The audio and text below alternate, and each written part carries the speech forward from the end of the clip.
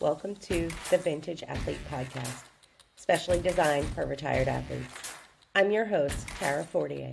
I'm a master's level licensed and board certified behavior analyst, yoga and meditation teacher, nutrition coach, and now mom of 2 athletes.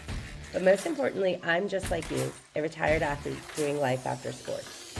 Whether it's trying new things that you might be bad at, learning how to feed and exercise your post-sport body without kicking your own butt, or figuring out how to fill that giant hole in your life that used to be filled with practices, coaches, teammates, and the adrenaline rush of your sport, I'm going to drop some unconventional knowledge and strategies on you and do it from a place of love and acceptance. We'll tackle solutions from a unique perspective rooted in mindfulness and acceptance and commitment therapy. If you're a retired athlete looking to create a fulfilling and empowered life beyond your sport, this show is for you. This is the Vintage Athlete Podcast, your game plan for life after sports. So lace up for your next adventure and we'll transition, redefine, and evolve together.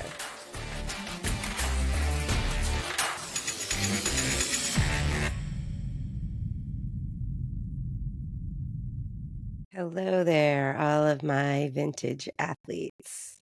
Welcome to the latest episode of the Vintage Athlete Podcast. Today, our topic is get comfortable with being uncomfortable. Maybe you've heard it before. Get comfortable being uncomfortable. And this is something that applies to everybody, not just former athletes, but in the case of former athletes, I do think this advice is particularly relevant. It's a path to move forward and embrace a new way of life and new experiences that are, well, uncomfortable. And at least they might be at first. Because athletes spend so much time perfecting their craft, their sport, it becomes part of your life. And then to go outside of that and do other things when you actually have time to do them after you retire from your sport can be very uncomfortable and very daunting and very overwhelming. But if you never go outside of your comfort zone, then you may never contact opportunities that have the chance to make a major impact on your life in a positive way. So let's talk about how to purposely lean into discomfort in service of finding what brings you fulfillment and joy in your post-sport life. So let's start by talking about what is comfortable for athletes. One of the first things that comes to mind for me is being an expert at your sport, right? That's something that's very comfortable for an athlete. Receiving recognition and accolades for high performance. That's something that's very comfortable for athletes as well. A structured routine and clear guidance and expectations from coaches and trainers. And doing something that you're good at in front of a crowd, in front of an audience, in front of a large group of people. Athletes tend to be pretty comfortable with that. Right? So these are some of the things that we get to experience as athletes that become an everyday part of our lives and things that we become very used to and probably would call comfortable. So then let's talk about the flip side of that. So what would be uncomfortable for athletes? So just jumping off of that last one that we talked about with being comfortable, I don't think former athletes are comfortable doing something that they're not good at in front of a crowd, something new, something that they've never done before. That, at least for me, would be very uncomfortable as a former athlete. Another thing that might be uncomfortable is respecting and loving your changed body, right? Our bodies change after we retire from sport. There's no preventing that. And being able to love and accept and be comfortable in that body is very hard, right? So that becomes very uncomfortable for a retired athlete. Being mediocre, right? Not being the best at something can be something super uncomfortable for former athletes. Just like being new at something, being a newbie and potentially sucking at it. That's something that I think as former athletes, we don't seek out because it's not something we're used to doing. Doing a new physical activity that you're not good at. right? We all had our sport, and that involved a particular physical skill set. And so that doesn't always translate to other physical activities. So doing physical activities, other sports that you may not be good at can be overwhelming, can be something that we try to avoid. Doing something amazing or incredible without an audience to witness it. I think this is something that, we're used to playing games or going to competitions or whatever our sport involves and doing it in front of other people, right? Whether that is our family or our teammates, our coaches, the other team, whoever else ends up being there. If you were a professional athlete, there was likely fans that came to games or competitions. So to do something great with your body without having somebody to witness it can be uncomfortable. A couple other things that I think are a challenge would be hanging out with non-athletes, right? Other athletes get us. There are people. And to start to try to connect and interact with people that maybe don't have that same perspective as we do can be difficult. uh, Exercising in a way that feels like it's not training or it's not hard work, right? Just doing some exercise that you don't have that goal or that outcome in mind of I'm going to get better at my sport. I'm going to play better. I'm going to be stronger for this particular aspect of my sport. And then finally, having to manage their fitness and wellness on their own. Athletes are very used to having people help them with that, right? And supporting them and giving them what they need to do in order to make that happen. And so when you reach the point where you have to figure out how to manage that on your own, that can be really difficult and challenging. I thought it was good to just kind of set the stage of talking about for specifically for athletes or for former athletes, what things would be comfortable and what things maybe would be more uncomfortable. Um, so as an athlete, you probably had some drills or conditioning or something that your coach had you do that you hated, right? I know I did. Gymnastics is full of those. I did it because it made me better at my sport. That's why I did it. I had a reason. I had a really good reason to do something that was uncomfortable that I didn't like. So when improving your athletic abilities is no longer the motivation, when you retire from your sport, you may think, well, why do something if I hate it, right? If I don't have that outcome to work for. And think about all the reasons you've come up with about why you would avoid or why you wouldn't do certain things. Because we all tell ourselves stories, right? Of like, oh, well, I can't do that because that's not going to help me with this particular skill, right? You tell yourself these things. And so think about those stories, those reasons that you've come up with. Um, and then think about what could possibly happen if you did those things anyway, right? What if you leaned into being uncomfortable and do something that is uncomfortable anyway? So you might ask yourself, well, why would I do that? It means confronting fears and doubts and potentially experiencing setbacks. Well, what if there was something very important to you and the way to get it is by doing something outside of your comfort zone? It will require you to face some uncertainty, to challenge yourself in a new way, and maybe something that's completely unfamiliar to you. But what's on the other side of that may be worth it. So, what if you did it anyway?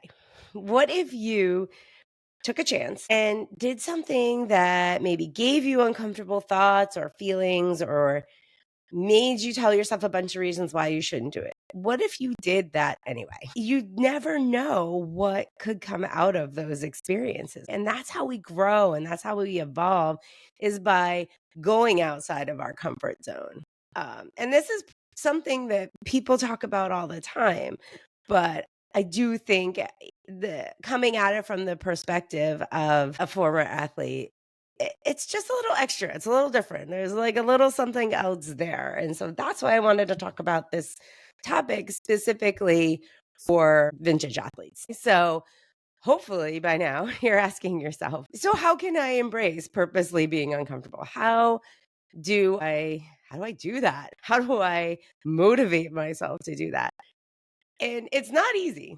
Okay. It's not easy for a former athlete who's used to excelling at their sport and the challenges that come with it. And the idea of experiencing something unfamiliar that you may not be good at or even know how to do is just not that appealing.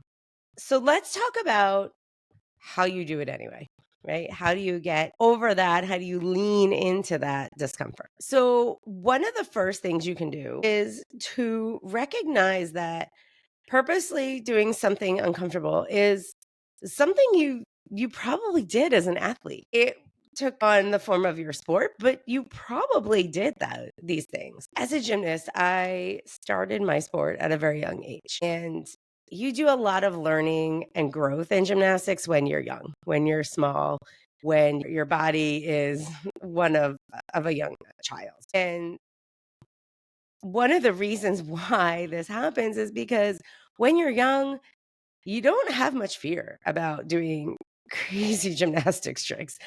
I was that kid. I would pretty much try anything. And I remember my coach saying, Tara, like, go try this crazy skill you've never done before, just go. And I would just go for it. Sometimes I did it successfully and sometimes I didn't, but I would always try. And it's important to say here that my coach thought I had the ability to do it in a way that I wasn't likely to get hurt. My coach never asked me to do something where there was a good chance that I was going to do something that was going to injure myself. So I just want to say that first. Don't go doing crazy reckless things that have a good chance of getting you injured. But just in retrospect, I know that wasn't the case. But at the time, I didn't really know that as a young kid, and I had no fear. So I would just chuck it. I would just go. And I think my coaches were actually pretty amused by it. But it worked to my favor because I learned a lot of new skills that way. But as I got older, so maybe around like 11 or 12, I started to understand the risk level of the skills that I was doing and that I could actually get really hurt um, doing some of these things. And I started to develop that fear. And I think if you talk to a gymnast, and this is just because that's my perspective, this probably is the case in other sports as well. But if you talk to a gymnast who continued the sport into their teenage years, and as I got older, they often have that moment that they remember of when they realize their fear, when they realize, like, ooh, that's kind of scary. And I'm not sure I want to do that. When I started to actually develop that fear, my pace of learning new skills slowed down significantly because I wasn't willing to try things. Because I had this fear that, I was going to get hurt or that I wasn't going to do it right or that, somebody was going to laugh at me or whatever my stories were at the time. And that fear was my mind trying to protect me, which I appreciate. That's what minds do. But in gymnastics, if I wanted to continue to progress, I needed to try new skills anyway, even if they made me fearful or uncomfortable. So I did.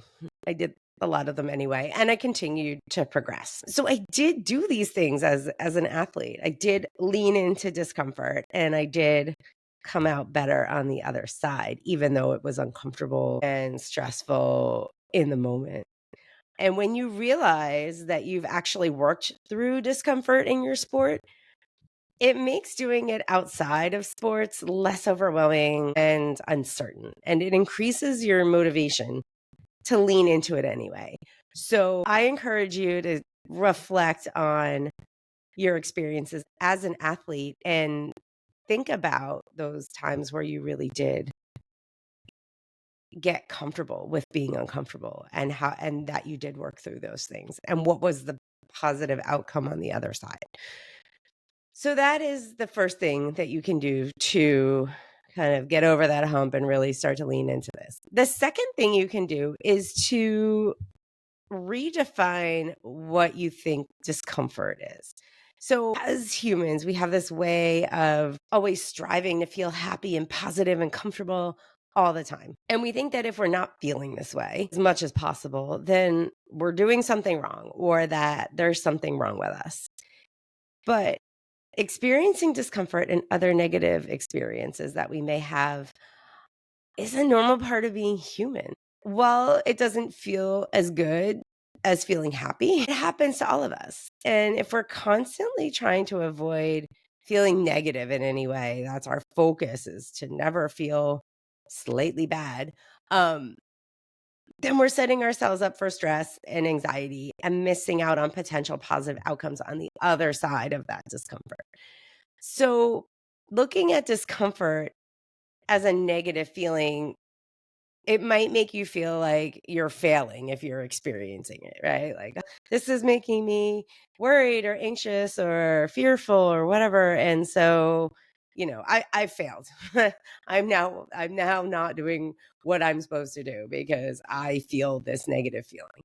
And so what I want you to do instead is to redefine discomfort as a feeling you experience when growth is happening. So embrace discomfort as an opportunity rather than a setback. View it as a signal that you're evolving as a person. So when you lean into discomfort in the interest of experiencing something new, you're taking action toward a fulfilling life as a retired athlete rather than one that's stuck in their old identity and can't move forward.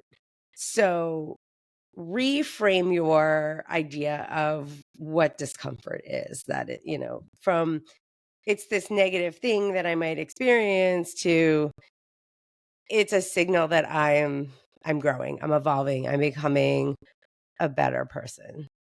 So that's the second thing you can do. The third thing that I want you to think about is having a beginner's mindset. So here I'm going to invite you to close your eyes for a moment. Only if you're not driving, doing something else that requires you to see. So if you need to see right now, you can just maybe pause and do this later, um, or just kind of try to do it with your eyes open, but it's not quite as effective. So I want you, if you can, to close your eyes and then try to visualize your first experiences in your sport, right? So whenever it is that you started taking lessons or however you got started. So maybe you were very young and you started taking lessons, or maybe you decided to just go for something as you were a little older and try it out for a team. Maybe you didn't even have that much experience in the sport, but you wanted to get to know it and to learn it. And so remember what it was like to be a clean slate at that moment. You were open to learning and experiencing because it was all new to you and you were curious about what that sport was like and how it would feel in your body and how you got to interact with other people there. And now think about how that all worked out. So if you're listening to this podcast, you were probably a high performing athlete in that sport and you started as a beginner, not knowing anything about it or having any experience. And with that beginner's mindset, you were open to new experiences and learning from others. That's how you learned your sport. That's how you got good at it. And it served you well back then. Let that serve you well now. Approach potentially uncomfortable experiences with a beginner's mindset. So let go of all the stories you've told yourself about why it's a bad idea and what negative things could possibly happen.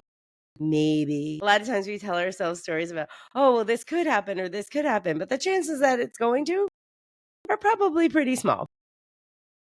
And so let go of all of that. Fully experience a new situation in the present moment with curiosity and without judgment or expectation on how it will go, right? If we go into something thinking like, oh, this is going to go terribly wrong, it probably will. And so don't go in with any expectations. Just be there to experience it as it is. It's with that childlike curiosity and that beginner's mindset that you can work through the uncomfortable. if it does occur, and take it full advantage of that teachable moment or that growth opportunity. So adopt that beginner's mindset.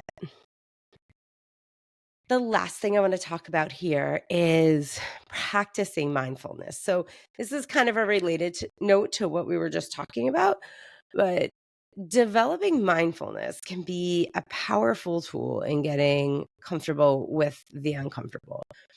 Mindfulness is a practice where you purposely focus on the present moment without judgment.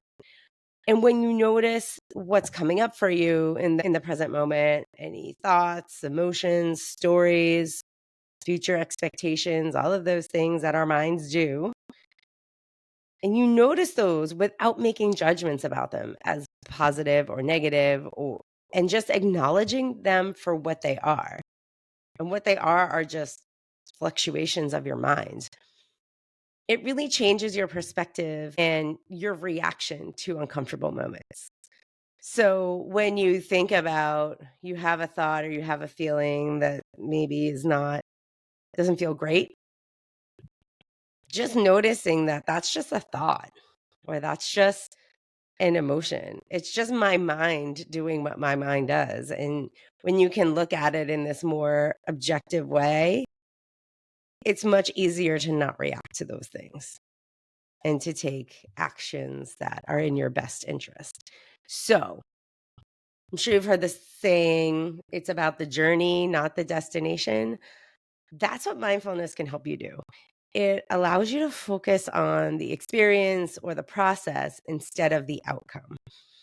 And there's benefit and value in the experience that you can miss out on if your focus is only on getting through the discomfort so you can reach the final outcome. Like, I just got to get through this.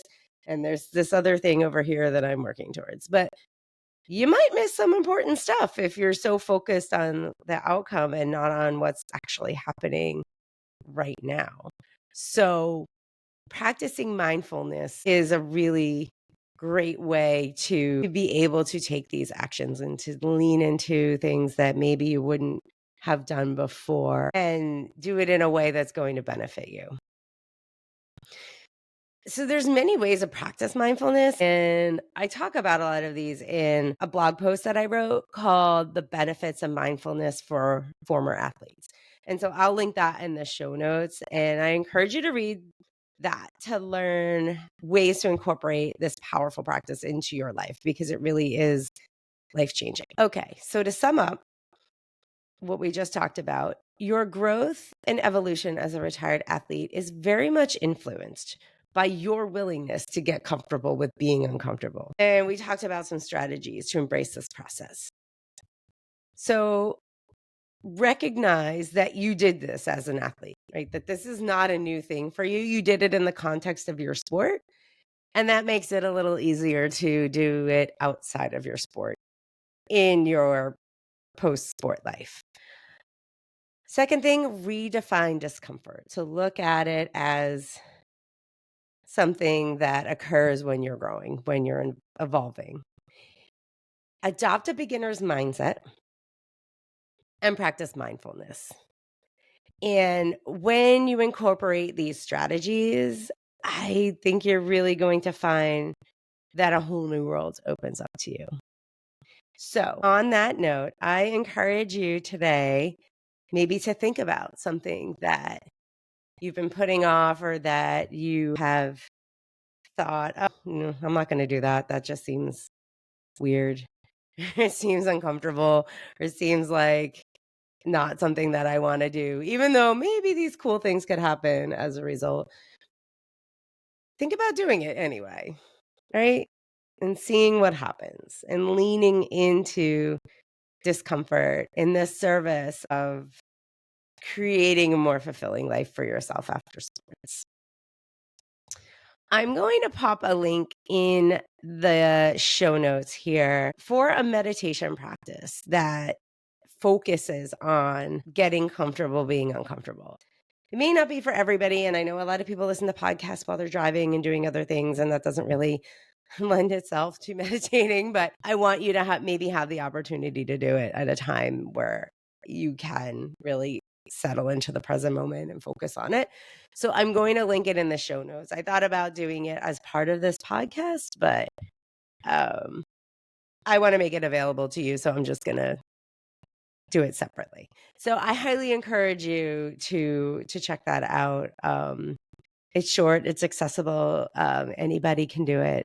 Anybody can meditate. So if you want to check that out, check it out. And that is all I have for today. So I truly, truly appreciate you listening to this podcast today. And I hope that you've taken something from this. You're maybe inspired to lean into some discomfort, to try something different, to try something unfamiliar, and see where you end up with it. So until next time, keep evolving, and I'll see you in the next episode. You have officially crossed the finish line of this episode of the Vintage Athlete Podcast. Congrats. I hope you're feeling empowered to live your best life after sports. And remember, you are not alone in this journey.